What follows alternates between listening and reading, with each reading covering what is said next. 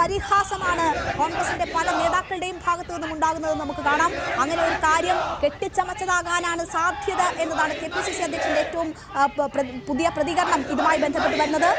KPCC അംഗമായ കണ്ണൂരിലെ തന്നെ പ്രധാനപ്പെട്ട ഒരു നേതാവായ റിജിൽ മാക്കുറ്റി ഇതുമായി ബന്ധപ്പെട്ട് സമൂഹ മാധ്യമത്തിൽ ഇപ്പോൾ കുറിച്ചിരിക്കുന്നത് കഴുത്തിൽ കത്രിക വെച്ച് പറന്നു പോകല്ലേ എന്നതാണ്. അതായത് കണ്ണൂരിലെ ജില്ലാ ആശുപത്രിയിലാണ് ആരോഗ്യമന്ത്രി ചികിത്സ തേടിയിരിക്കുന്നത്.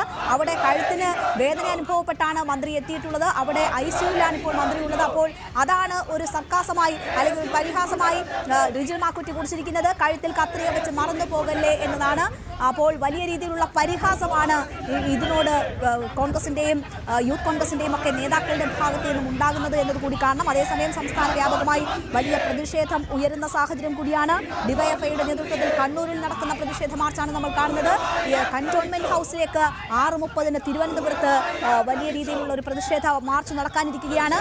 MV ഗോവിന്ദന്റെ ഇതുമായി ബന്ധപ്പെട്ടുള്ള പ്രതികരണം നേരത്തെ വന്നതാണ്. മന്ത്രിയുടെ ദേഹത്ത് പ്രതിഷേധക്കാർ തൊട്ടിട്ടില്ല എന്നത് കോൺഗ്രസ് പറയുമ്പോൾ വലിയ രീതിയിലുള്ള അക്രമമാണ് നടന്നതെന്നും അത് മന്ത്രിയെ കൊല്ലാനുള്ള ശ്രമമായിരുന്നു എന്നതുമാണ് CPM സംസ്ഥാന സെക്രട്ടറി പറയുന്നത്. മന്ത്രിയെ കൊല്ലാൻ ശ്രമിച്ചു എന്ന ഒരു ആരോപണമാണ് CPM സംസ്ഥാന സെക്രട്ടറി MV ഗോവിന്ദൻ നടത്തിയിരിക്കുന്നത്.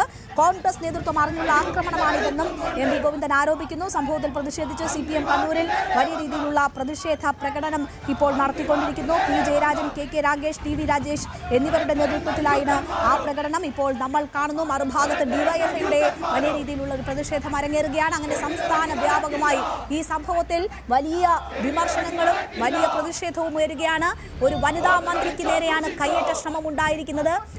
മന്ത്രിയെ ഇപ്പോൾ ICUവിൽ ആക്കിയിരിക്കുന്നു എന്ന വിവരമാണ് വരുന്നത്. കഴുത്തിന് വലിയ രീതിയിലുള്ള വേദന അനുഭവപ്പെട്ടാണ് മന്ത്രി റെയിൽവേ സ്റ്റേഷനിൽ അവിടെ ഇരിക്കുന്ന ദൃശ്യങ്ങൾ പുറത്തു വന്നത്. മുഖ്യമന്ത്രി ഫോണിൽ വിളിക്കുമ്പോഴും തനിക്ക് കഴുത്തിന് സഹിക്കാനാകാത്ത വേദനയുണ്ട് എന്ന് പറഞ്ഞുകൊണ്ടാണ് അവർ സംസാരിച്ച് തുടങ്ങുന്നത്. അതിനുശേഷമാണ് മന്ത്രി വീണ ജോർജിനെ ആശുപത്രിയിലേക്ക് മാറ്റിയത്. ആശുപത്രിയിലെത്തി മുഖ്യമന്ത്രി പിണറായി വിജയൻ ഉൾപ്പെടെയുള്ളവർ മന്ത്രിയെ സന്ദർശിച്ചിട്ടുണ്ട്. ഇപ്പോൾ സംസ്ഥാന വ്യാപകമായി വലിയ പ്രതിഷേധം ഉയരുകയാണ്. പ്രതിപക്ഷ നേതാവ് VD സതീശന്റെ പ്രതികരണം ഇതിൽ വരുമ്പോൾ അങ്ങനെ ഒരു സംഭവം അവിടെ ഉണ്ടാകാനുള്ള സാധ്യതയില്ല എന്നതാണ് പ്രതിപക്ഷ നേതാവ് പറയുന്നത്. പ്രാഥമിക അന്വേഷണത്തിൽ ഒരു പ്രവർത്തകരും മന്ത്രിയുടെ അടുത്തേക്ക് പോയതായി തങ്ങൾക്ക് വിവരമില്ല. അങ്ങനെ ഏതെങ്കിലും പ്രവർത്തകർ പോയതിന്റെ ഒരു ദൃശ്യമുണ്ടോ എന്നൊരു ചോദ്യമാണ് പ്രതിപക്ഷ നേതാവ് ചോദിച്ചത്. അദ്ദേഹത്തിന്റെ പ്രതികരണം കേൾക്കാം. ഞങ്ങൾ പ്രാഥമികമായ ഒരു അന്വേഷണം നടത്തി.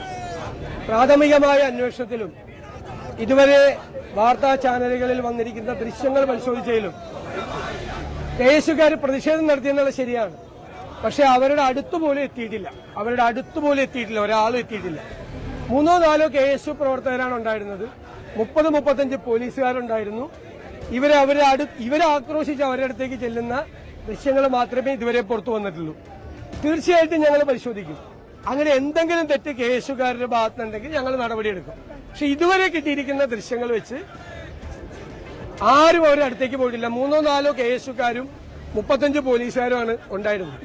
30-35 പോലീസുകാരും 3-4 KSUകാരും പ്രതിഷേധിക്കും. കരിങ്കൊടിയൊക്കെ കാണിച്ച് പ്രതിഷേധിക്കും.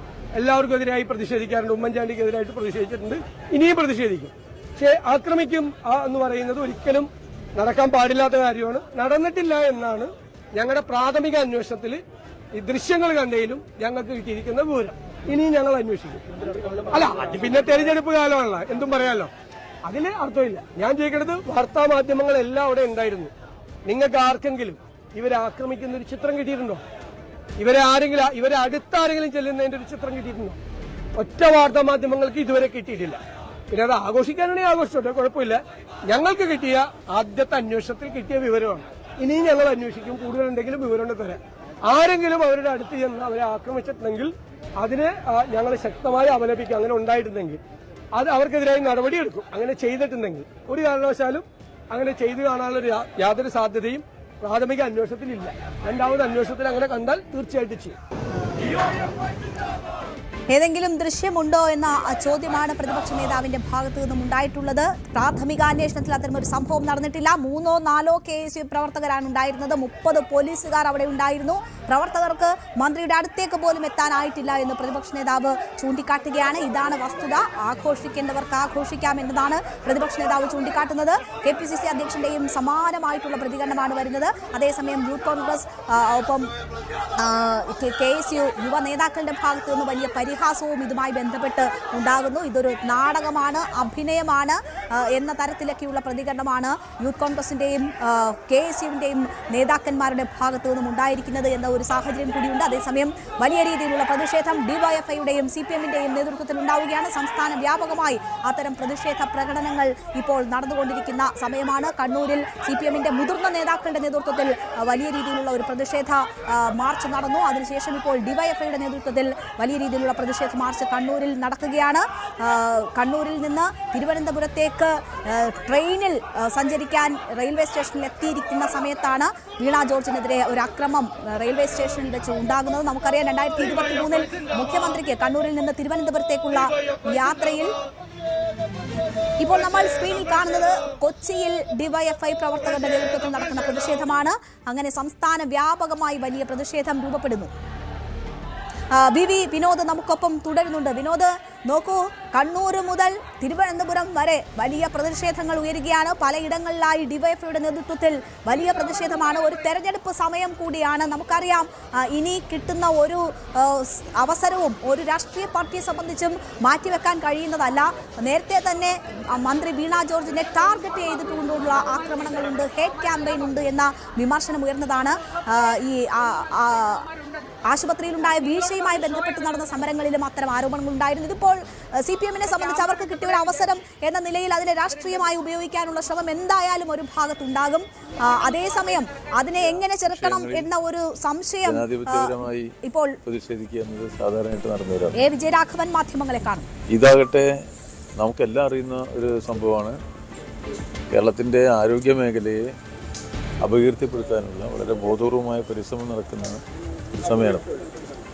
ആ ആരോഗ്യ മേഖല ലോകശ്രദ്ധ ആകർഷിച്ച ഒന്നാണ്.